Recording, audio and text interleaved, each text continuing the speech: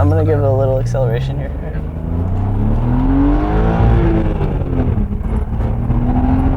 Okay, continue. What were you gonna say? The looming stressor of making sure that I have a sustainable living is definitely real.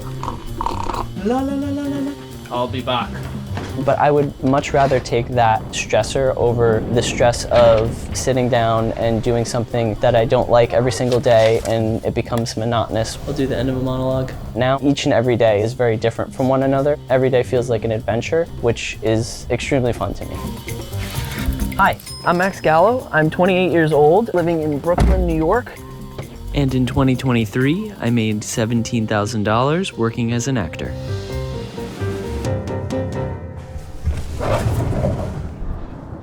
And welcome to Millennial No Money. Most of my income came from acting. It didn't last too long. We went on a strike and I had to use some of the unemployment benefits. And then some of it also came from working at an exotic car dealership. And those are my three sources of income.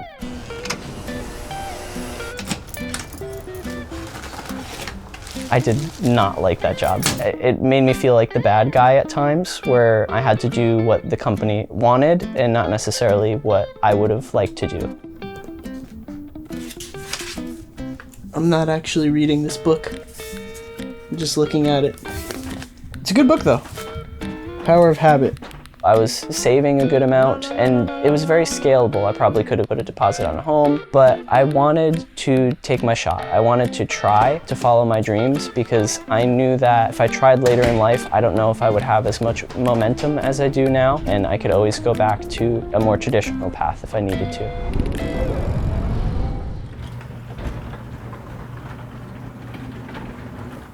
That was actually really graceful. I really tried to tell myself after the insurance job that I really wanted to prioritize doing things that are fun and enjoyable and that I would do for free and get paid for them. Welcome to P1 Exotics. This is my survival job, like a lot of actors have. This is our storage facility where we're storing some of the cars that we have here, and this is a Ferrari 355. This is about 400 or 450,000.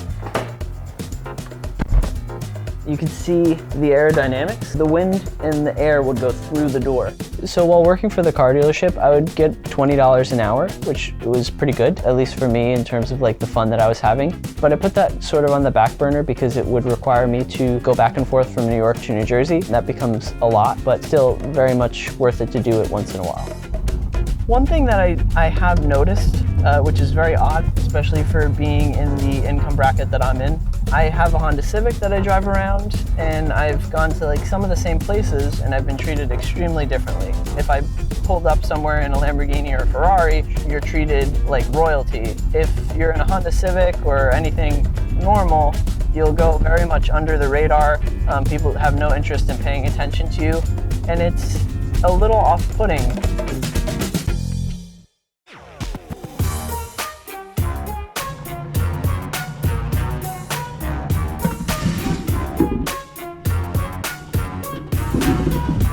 My lifestyle hasn't really changed too much, which is probably why I'm spending more than I'm making. If you don't want to spend money in New York City, you pretty much just have to like lay down inside, because everything that you do, if you like go anywhere, it's going to cost you money. I don't go out and buy new things very often.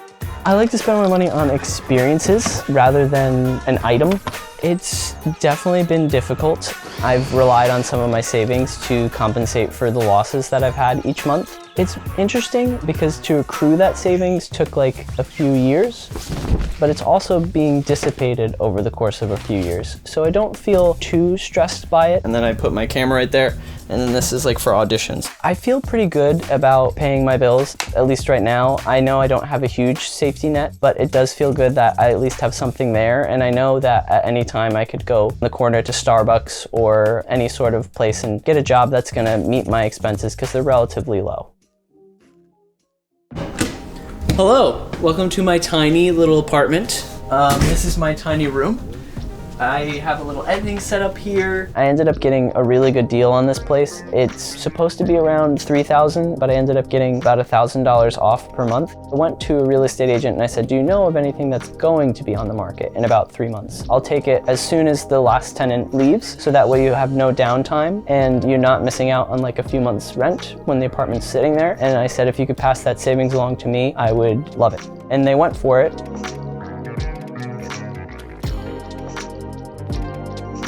Frugality is really hard sometimes when you're trying to be healthy. A lot of the cheaper foods are not very good for you. I will go to the grocery store or a farmer's market and see something that's relatively inexpensive that you have to cook yourself.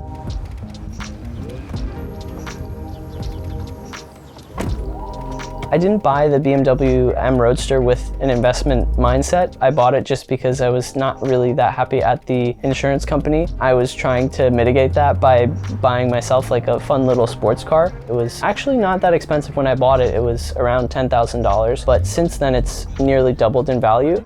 I never want to sell the BMW. I would like to keep that forever and have it be a part of my collection in the future. If I had to, I would, to put an extra $18,000 towards my dreams, but I would much rather go out and get a part-time job that helps me sustain myself.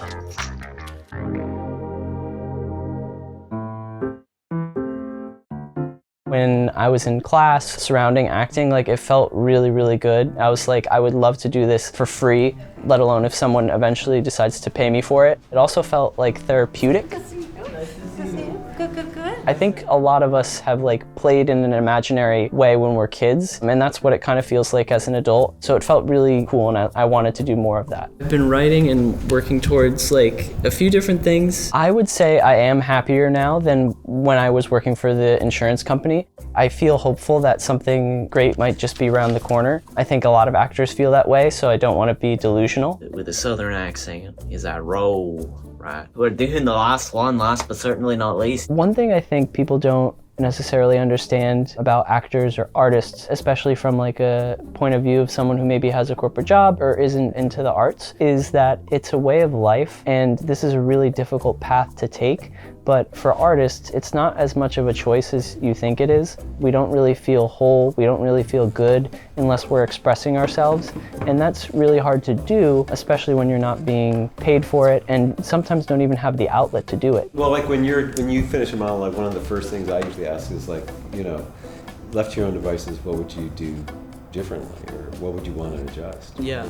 I was planning on having a good amount of work, booked myself a vacation to 5 different countries. Then the strike came, so I was out of work and also taking a trip, which felt very weird to me because I was now going on something that was leisure and fun, and knowing that when I come back, I have a lot of figuring out to do because there's going to be nothing. There is no plan B. I will succeed as an actor.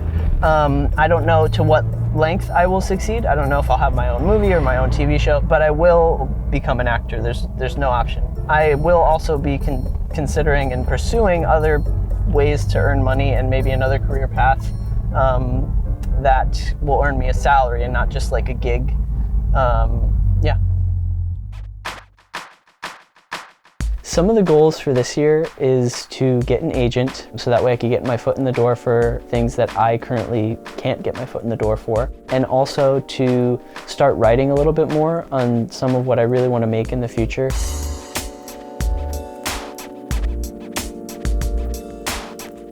I'm willing to go back to a 9-to-5, but I want something that has a good work-life balance. That's been really hard for me to find. I don't want it to affect what is essentially a second job, because I will continue to pursue my career as an actor. I don't want to have anything conflict with that. But I do need the money, so that's why sometimes part-time work looks attractive to me, because you clock in and you clock out. So I definitely do have goals. It's a long pursuit, it's a marathon, not a sprint. There may be a time when I need to put my dreams on hold to go do something and then come back. But as of right now, I'm gonna give myself probably about 2 more years to really go full force in this, and then I might have to put it more so on a back burner.